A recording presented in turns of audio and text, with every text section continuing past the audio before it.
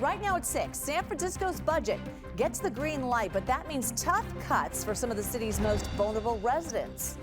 Our unhoused neighbors are going to feel the immediate effects. How homeless advocates are dealing with the budget fallout and which departments actually got more money. Plus, an East Bay city with prime waterfront real estate, and locals say it's being wasted. When it's dead here, it's dead all day. What we're learning about a new plan in Martinez to revitalize the area. And it's a really wonderful opportunity. And speaking of opportunity, I feel like I'm in heaven right now. we tag along with the exchange program giving students from small town America I love the noodles, any type of noodles. a slice of big city life in San Francisco. And later, we're used to animal shelters sounding the alarm for cats and dogs, but we'll tell you how you can foster local possums. These are wild animals.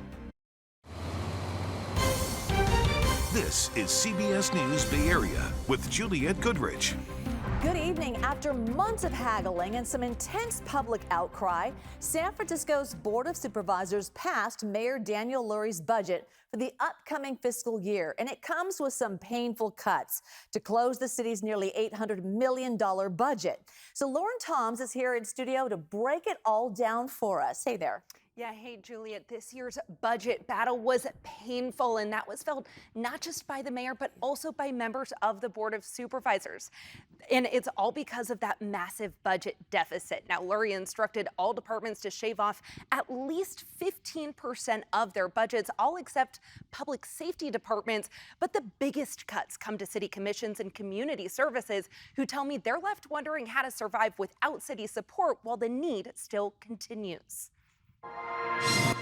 With that, the ordinances are passed on first reading and the resolution is adopted. In a city where every dollar carries weight and every line item tells a story, San Francisco has a new budget, and it's a big one, $16 billion.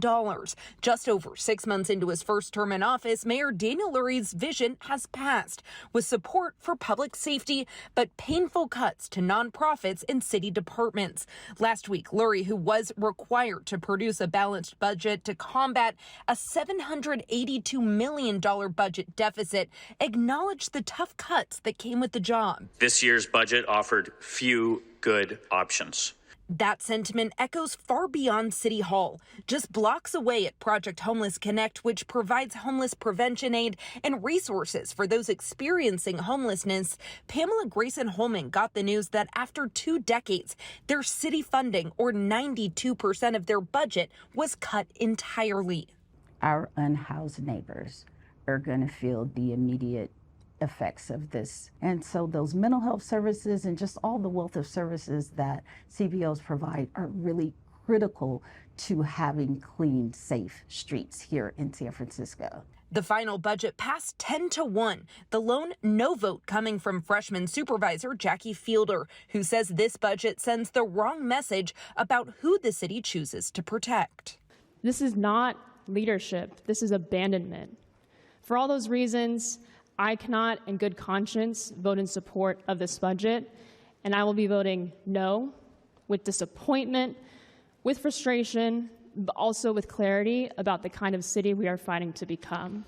But the budget is fulfilling a key campaign promise of Lurie's to prioritize public safety. The district attorney's office, police, fire, and sheriff's departments are all seeing small boosts. It comes at a critical time for newly minted Police Officers Association President Louis Wong. It's his first day on the job and says the department's $849 million budget will help it address staffing shortages and keep up the progress made with the city's dropping crime numbers. We can't cut. But if we do have a cut in public safety, we're just going to stop the momentum of more officers coming. We are having more recruitments. We're down 500 officers, and we plan to hire more. But critics say that shouldn't come at the expense of other key services. Back at Project Homeless Connect, Pamela says they're now turning to the support from not the city, but the people of San Francisco. As the city steps back, we are hoping and praying that the city, the community, the residents of this great city will step up and preserve these very vital services for those here that need the services the most. Now, there is a potential plot twist to all this, and that's the Trump administration, which has threatened massive funding cuts to blue cities like San Francisco over its sanctuary city policies. Now, Mayor Lurie has insisted the city will uphold those policies. It has set aside a $400 million reserve as a buffer if those federal cuts do come through. But the city gets about 7% of its budget from the federal government. And while that doesn't sound like much, that's about $1.2 billion at stake here, which could create some big holes even with those reserves, Juliette. Yeah, absolutely. Thank you for breaking that all down. Lauren, appreciate it. All right, in other news now, we are hearing from the mother of a man killed in a building fire that San Jose police now say was arson. The fire broke out Sunday morning on North 27th Street near Highway 101 and East Santa Clara Street in the Roosevelt Park neighborhood. 51-year-old Christopher Tran was killed. He was working at the property on the creative services business he co-owned called Branding Out. So Tran's mother showed up to court this afternoon with about a dozen of his family and friends, just hoping to face the woman arrested and charged with setting the fire that killed her son. She says he was working late to finish a project before an upcoming trip to Las Vegas. She says she talked to her son almost every day and got worried when he did not respond. Authorities found his body in the rubble on Monday. Every minute, every, second, it's like somebody stopped in my heart and my brain is, don't know what to do. Yesenia Estrada was arrested and is facing charges of involuntary manslaughter and felony arson. Police say that she is unhoused. She did not appear in court today because she's on a psychiatric hold and is expected to be arraigned on Friday. Mayor Matt Mahan's office released a statement saying he is outraged. He says Estrada is well known to officers, had multiple court appearances for misdemeanors and felonies in the last 2 years, and has been returned to the streets by the court system without real intervention. A late morning fire destroyed a historic home in San Ramon, the El Nido House on San Ramon Valley Boulevard and Westside Drive. It was built in the 19th century by the Harlan family. It's been vacant for years as the owner tried to get the building as a designated historic site. This morning's fire tore through the upper level of the house, leaving only the chimney standing. And this was the fear all along. Either this building will collapse on its own or there will be some kind of arson. We have had consistent trespassing issues on this property. We had barbed wires around the fence. City and neighbors complained about it. So the owner had plans to renovate the home and make it part of an assisted living facility. The cause of the fire is still under investigation. All right, changes coming to the streets of Oakland. New speed bumps were installed just this morning in the San Antonio neighborhood. So the city says they're a direct response to the death of a beloved Castlemont High School teacher, Dr. R. Marvin Boomer Jr. The crash happened in late May. It was at the intersection of East 21st Street and 12th Avenue. The city says it is putting the speed bumps on a 2-block stretch of East 21st Street from 11th Avenue to 13th. 2 weeks after Dr. Boomer's death, neighbors petitioned for the city to add speed bumps. The city says it quickly evaluated the application and prioritized the installation. Dr. Boomer was hit and killed while walking on the sidewalk with his girlfriend. The driver was fleeing from CHP officers, though the CHP says its officers backed off just before the deadly crash. The Boomer family attorney says her team plans to file a civil suit against the driver. And that alleged driver, Eric Hernandez Garcia, is now being held without bail on a host of charges, including vehicular manslaughter. His next court date is July 29th. For many Bay Area cities, a downtown waterfront can be a source of vitality. But the city of Martinez is still waiting for its ship to come in. In less than an hour, the public will get a look at a revitalization proposal for its marina. It has some people pretty excited and some others skeptical. John Ramos has the story. On its own website, the city of Martinez refers to itself as the Bay Area's hidden gem. But what may be most hidden is the reason for anyone to come here. Now, people are getting their hopes raised once again that may be changing.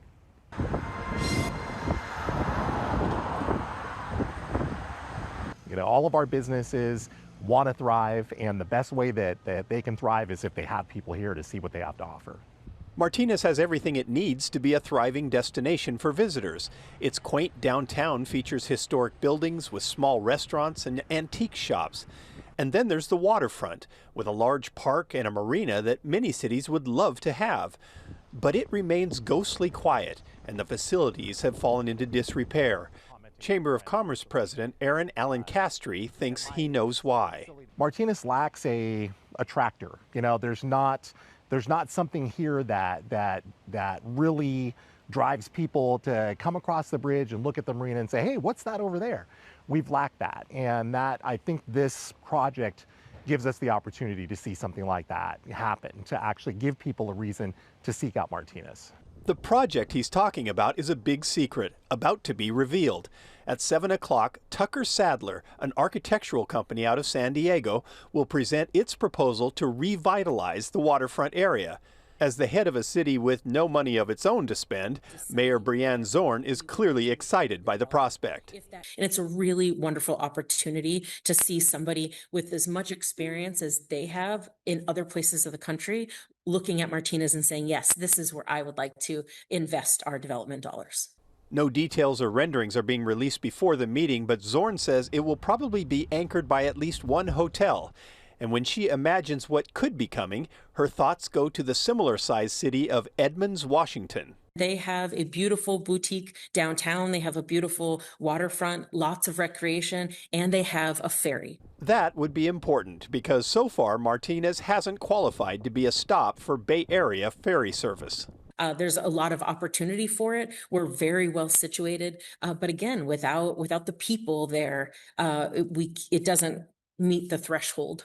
People are what's important in any city, and downtown businesses like the Antique Corner could use a lot more foot traffic.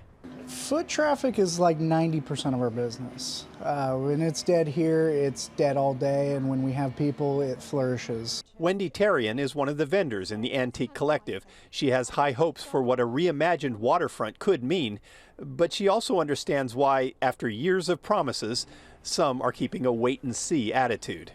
I think that there's a certain feeling that, there's been an expectation and it hasn't been delivered within the time frame that folk expected. But I really firmly believe it's 2025, right? So there's going to be something and they're going to unveil it. And I have to feel positive about it. It's going to be great, I think, for the community. The waterfront is Martinez's own hidden gem. They hope that the evening's long-awaited reveal can transform a diamond in the rough into something that can really sparkle. Again, the meeting starts at 7 o'clock. We'll keep you posted on what is revealed.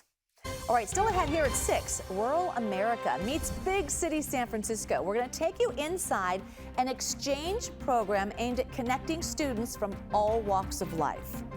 We are so divided right now in so many ways, not just politically, but really culturally. Plus, a former bishop who oversaw some of the Bay Area's most historic black churches pleads guilty to defrauding his own congregation. What we're learning about his scheme. The former bishop of the African Methodist Episcopal Zion Church pleaded guilty to a fraud scheme targeting a number of churches under his jurisdiction, including 4 right here in the Bay Area. Staccato Powell was the bishop at AME Zion's Western District. The U.S. Attorney's Office says Powell led a scheme that left several churches facing bankruptcy. He convinced local leaders at AME Zion churches in Vallejo, Oakland, Palo Alto, San Jose, plus one in L.A., to transfer their property ownership to a shell company he created. Then he took out millions of dollars in loans using the church properties as collateral. Prosecutors say Powell then used the money to buy property in North Carolina for his children and pay off personal debt. The shell company filed for bankruptcy in 2020. He's facing 20 years in prison and a $250,000 fine for each charge. His sentencing is scheduled for September.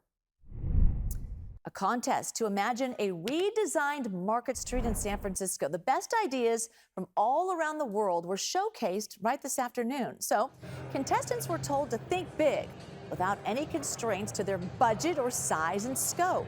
Submissions included adding a city plaza, a 4-mile-long bench, even an entire forest. Organizers with the Urban Land Institute say the city can take inspiration from a number of these ideas.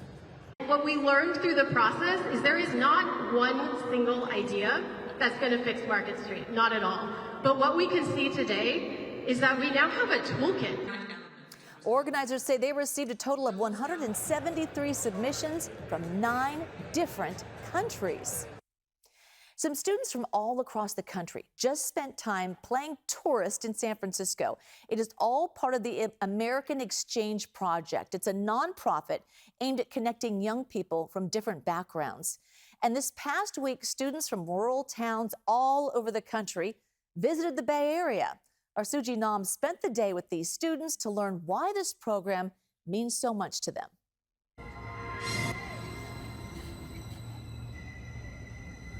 We are getting on this train. Samariana Thurman is getting a glimpse of what it's like to commute from the South Bay to San Francisco. It's her first time on an electric train. I ain't never been on a train going somewhere other than inside the airport.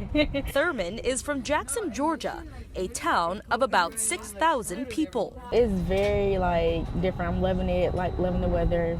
As a part of the American Exchange Project, she, along with about 30 other students, most from Middle America, are touring the wonders of the Bay Area for a week. The goal of this program is to really help bring our country back together. We are so divided right now in so many ways, not just politically, but really culturally. Caitlin Drews is a history teacher at Palo Alto High School. As the program's exchange manager, she not only helps host students, but also sends her own recently graduated seniors to towns that are a bit more rural. I'm going to Dodge City, Kansas. Clara Fesselmeyer just graduated from Palo Alto High School and is excited for her trip to the Midwest. We were learning about sociology and putting ourselves in different environments and learning about them, and I think it's a really cool opportunity, so I wanted to try it out. Fesselmeyer is one of several Bay Area students welcoming those like Thurman to California. The first stop in the city, a quick Muni ride to iconic Union Square. I feel like I'm in heaven right now. I like to shop, so everything I like is out here. And it's a short walk over to the historic gateway to Chinatown. She is intrigued by a defining characteristic of San Francisco. My calves are tight. I'm not used to walking up hills. Thurman is excited to share this new experience with her friends from other parts of the country. And you can't forget the food. I love the noodles, any type of noodles. Thurman is amazed by the countless Chinese dishes on the menu. Some she has heard of, and some she was excited to try for the first time. It's just like a donut. Yeah. It's experiences like these that make up the vision of the American Exchange Project. The nonprofit has connected nearly 1,000 students, swapping hometowns between larger metropolitan areas and rural towns. Right here? By staying with host families, these students get a glimpse of the world outside their hometowns. I'm glad I got to go on this trip, meet new people, and I feel like in the long run, we'll be having an AEP reunion when everybody come back together. Thurman makes unforgettable memories and now lifelong friends along the way. The students will also spend time volunteering in the South Bay and then visiting Santa Cruz. Palo Alto High School has been doing this for about 5 years. The program is free, including flights and lodging, so students of all backgrounds can take part. Paul Hagan opening up his home. We wouldn't mind because it's actually cool where we live inland in the East Bay. Temperatures today only in the 60s and 70s. We had no 80s, no 90s, no triple-digit heat. Midpoint of July feeling more like the middle of May instead. Taking a look at how long this is going to last coming up in First Alert Weather. All right, let's get to our weather. I kind of want to bottle up the weather of the East Bay right now. It is so nice. Yeah, you know the other shoe is going to drop eventually. I know. As we go farther into August and then September, even October. Last year in October, we had triple-digit heat. So, yeah, savor this inland while it lasts. It's been an unusually cool start to summer. In fact, today is the midpoint of meteorological summer, which is June 1st through August 31st. And so far, it has been cool largely because of the influence of the marine layer. Just that persistent onshore breeze and all of the cloud cover hanging out along the coast has kept our temperatures on the cool side throughout the season so far. And that fog is making a push across the bay. It's not really fog, it's just low cloud cover because the marine layer is quite a bit deeper. The base of the clouds has lifted over 1,000 feet off of ground level. And so instead of reduced visibilities in most locations, you're just going to see gray skies overhead as we start the day on Wednesday.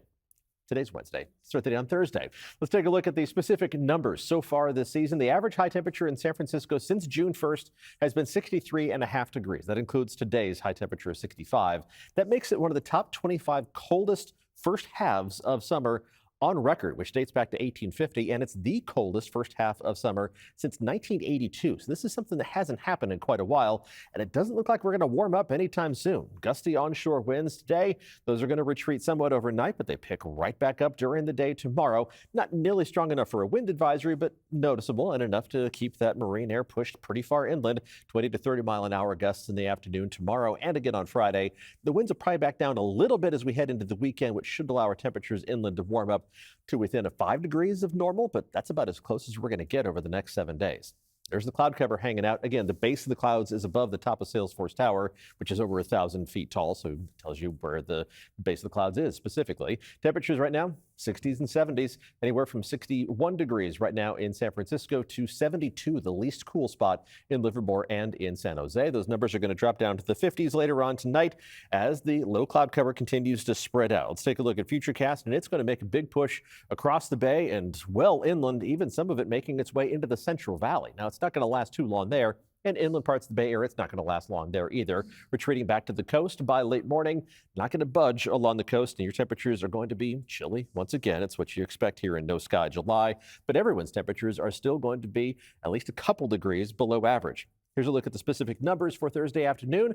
Highs in the Santa Clara Valley, a mix of 70s and 80s, up to 86 degrees in Morgan Hill, a little bit warmer than today. Mostly 80s east of the Oakland Hills, but only 81 in Concord. That's 7 degrees below normal. Mid-80s for Fairfield and Antioch. Temperatures a mix of 60s and 70s around the bay, low 60s at the coast, and mostly 70s for the North Bay, but maybe a little bit warmer with a slightly weaker breeze, not pushing in the marine air all the way up to Healdsburg. You have a better chance of getting up to around 80 degrees by tomorrow afternoon. Look at the 6 to 10 day temperature outlook from the Climate Prediction Center. And beyond the scope of the 7-day forecast, a significant chance of cooler than normal temperatures continuing, not just for the Bay Area, but for most of the western U.S. And if we look at the 8 to 14 day outlook, well, there's still that signal towards cool temperatures, but it starts to shrink a little bit. So maybe as we finish the month of July and head into early August, we might see a return to closer to normal temperatures, but that's pretty far down the line.